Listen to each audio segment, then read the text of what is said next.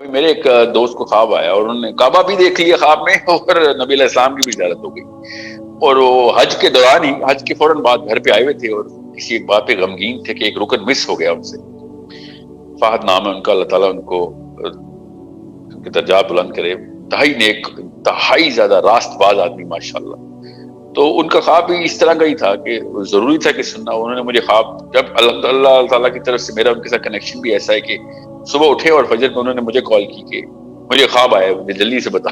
میں کیسے بتاؤں، یعنی مجھے بتا. ابھی وہ ان کی اہلیہ جو ہیں وہ حج کر کے آئے تھے رات کو، اور سوری حج کر کے تو رات کو مبارکباد دینے کے لیے لوگ آتے ہیں نا، تو وہ آئے ہوئے تھے. تو بات کرتے کرتے پتہ چلا کہ ایک فجر تک اشراق تک قیام کرنا تھا کسی جگہ پہ اس حرم میں. تو انہوں نے قیام نہیں کیا اور کہتے میں تو فجر پڑھ کے لیٹ گیا تھا.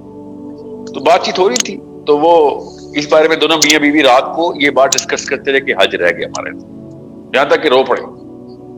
اور پھر سوئے تو ان کو خواب میں پھر نبی علیہ السلام نے کی زیارت ہوئی اور وہ مسجد نبوی کے اندر انہوں نے پراپر خطبہ سنا نبی علیہ السلام کا. اس خطبے کے 5 نکات تھے جو انہوں نے مجھے بتائے اور مجھے کہتے کہ اس کا مطلب بتاؤ. میں نے پھر کہا کہ میں اپنی طرف سے کوئی بھی مطلب نہیں بتا سکتا نا، کیونکہ یہ بہت ضروری ہے کہ آپ کو پتا ہو کہ آپ اب کسی بھی ایسے بندے کو خواب، یہ بھی حدیث ہے، وہ حدیث یہ ہے کہ کسی بھی خیر خواہ کو خواب سنائیں، کیونکہ جو بدخواہ ہے آپ کا جو بھی شخص ہے جو آپ کی تعبیر بتائے گا تو پھر وہی سمجھ لیں کہ تعبیر یہ ہے.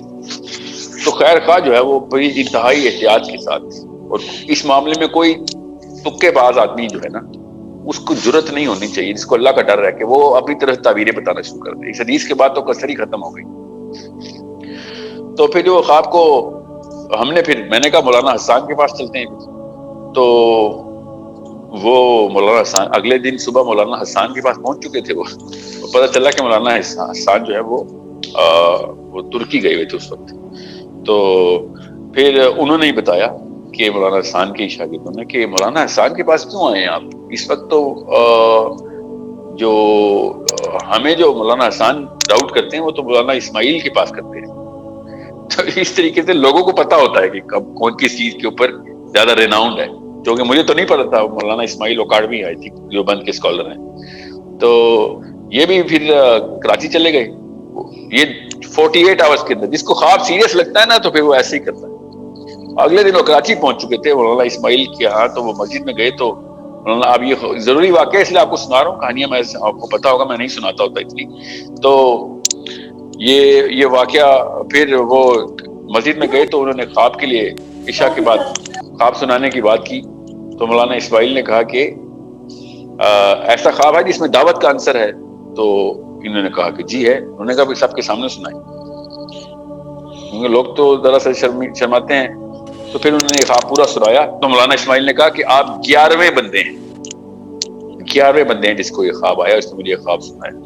انہوں نے پھر وہ 5 نکات میں سے 4 نکات کا، ابھی غور سے سنیے گا اس نقطے کو، 5 میں سے 4 اللہ کے نبی علیہ السلام کے خطبے کے ٹرانسلیشن بتائیں کہ ان کا یہ مطلب ہے، ان کا یہ مطلب ہے. سو جس میں سے ایک نقطہ میں آپ کو بتاتا ہوں بہت ضروری، کہ نبی علیہ السلام نے اس وقت ارشاد فرمایا کہ یہ جو لوگ میری جالی کی طرف منہ کر کے دعائیں کر رہے ہیں نا، ان سے کہو کہ منہ الٹی طرف کر کے دعائیں کریں. تو اس کا انہوں نے مطلب بتایا کہ یہ ڈائریکٹ اشارہ ہے کہ اس وقت جو مسلمان یہ بھی کہتا ہے نا کہ کرتا تو سب کچھ اللہ ہی ہے مگر اسباب دنیا میں اللہ نے ہمیں دے دیے، اور وہ بھی شیطان کا نکارہ بجا رہا ہے. یہ انہوں نے ڈائریکٹ نقطے کا، تاکہ یہ تو تسکین پہنچ جائے کہ جس وجہ سے تجھے یہ زیارت ہوئی ہے وہ تیرے دل کی نرمی تھی کہ تو رو رہا تھا، تیرا تقویٰ یہ تھا کہ اللہ کا ڈر تھا کہ تیرا حج نہیں قبول ہوا. سب سے پہلے خواب میں یہی اللہ کے نبی علیہ السلام نے خطبہ ارشاد فرمایا مسجد نبوی میں کہ خوشخبری سنا دو کہ جنہوں نے اس سال حج کیا اللہ نے قبول کر لیا. تو یہ بہت مطلب ان صاحب کو تو یہ زیارت تھی کہ کہتے کہ میں نبی علیہ السلام کے چہرے مبارک کے جو بال تھے نا وہ بھی کہتے میں گن سکتا تھا کہ جو داڑھی کے اوپر والے بال تھے مجھے اتنے قریب سے میں نے جا کے دم جا کے ان کو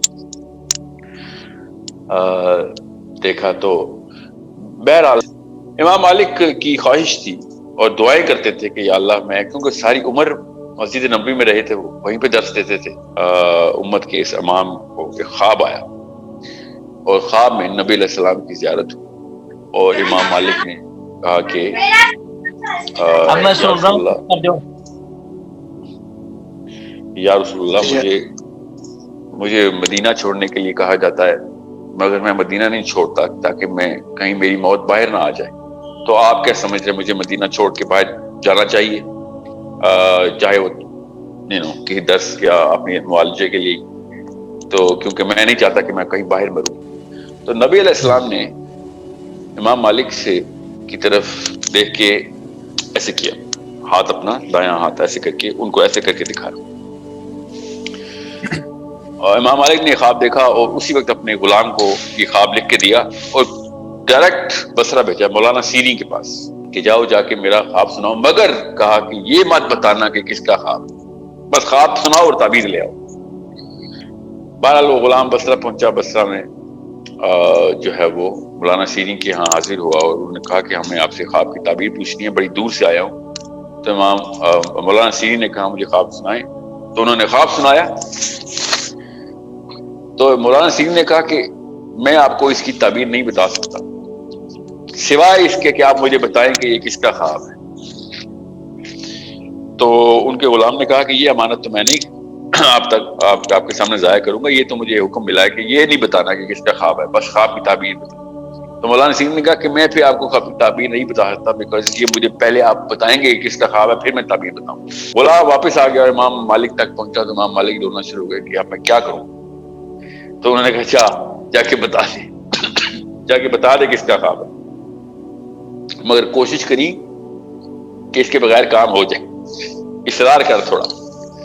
وہ غلام پہ گیا مولانا سیری کے پاس، دوبارہ پہنچا اور انہوں نے کہا مجھے خواب کی تعبیر چاہیے۔ تو مولانا سیری نے کہا میں نے آپ سے پہلے بھی کہا تھا کہ مجھے بتائیں کس کا خواب ہے۔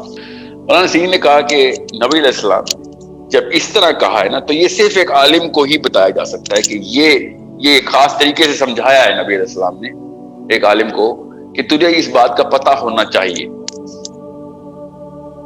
کیا پتہ ہونا چاہیے؟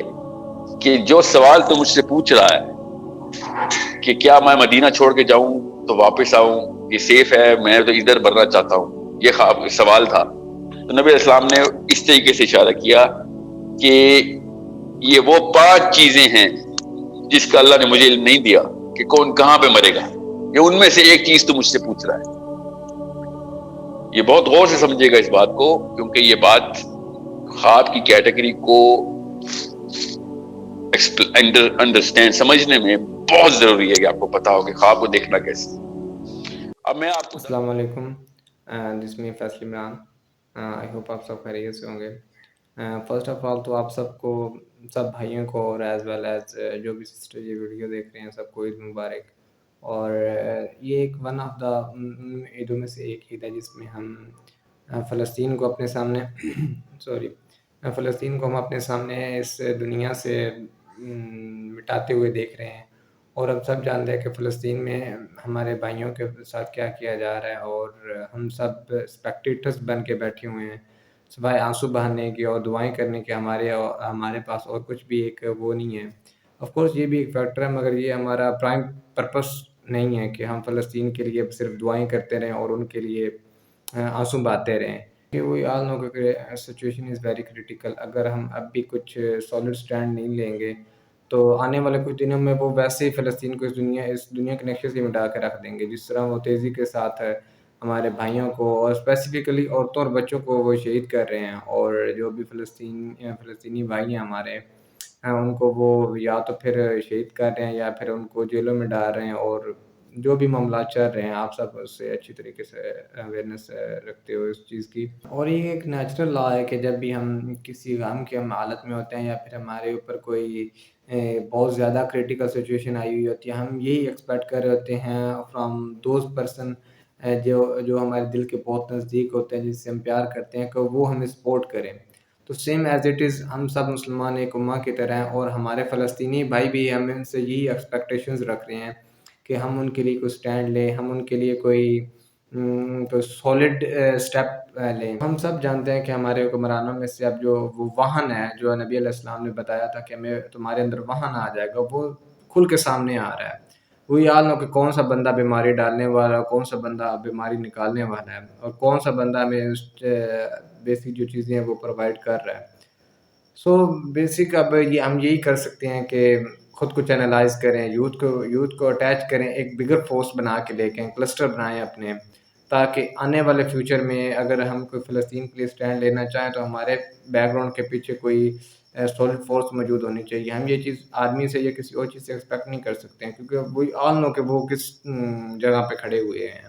شیخ اس ویڈیو میں جو بات کر رہے ہیں وہ یہ ہے کہ جن لوگوں کو حضرت محمد صلی اللہ علیہ وآلہ وسلم کی زیارت ہوتی ہے وہ کون سے، فرسٹ آف آل تو یہ کویشچن یہاں پہ ہوتا ہے کہ کون سے وہ شخص ہوتے ہیں جن کو نبی علیہ السلام آ کے ان کی زیارت ہوتی ہے خواب میں. تو دیکھیں اس کے مختلف اسپیکٹس نکل کے آتے ہیں. جو متقی ہوتے ہیں، پرہیزگار ہوتے ہیں، جن کا دل صاف ہوتا ہے، جو فرسٹ اینڈ فارموسٹ جو مومن ہوتے ہیں. دیکھیں مومن میں اور مسلمان میں بہت فرق ہوتا ہے. مومن وہ ہوتا ہے کہ جو اللہ کی بھی مانتا ہے اور اللہ کو بھی مانتا ہے. مسلمان صرف اللہ کو مانتا ہے، وہ اللہ کی نہیں مانتا. اس کی اگزامپل ایسی ہے کہ آپ آج کی سوسائٹی میں یہ چیز دیکھ لیں کہ ہر بندہ مسلمان ہے مگر نماز کوئی بھی نہیں پڑھتا. بہت ہی مائنیوٹ سی اگزامپل ہے.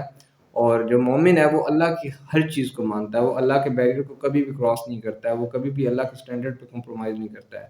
تو جو بندہ بھی اللہ سے محبت کرتا ہے اور اس کے نبی صلی اللہ علیہ وآلہ وسلم سے محبت کرتا ہے تو اس کے چاہیے کہ اگر وہ آپ صلی اللہ علیہ وسلم کو خواب میں دیکھنا چاہتا ہے تو زیادہ سے زیادہ اس چیز کی طلب کرے، اس چیز کو حاصل کرنے کے لیے، اس چیز کو اچیو کرنے کے لیے محنت کرے.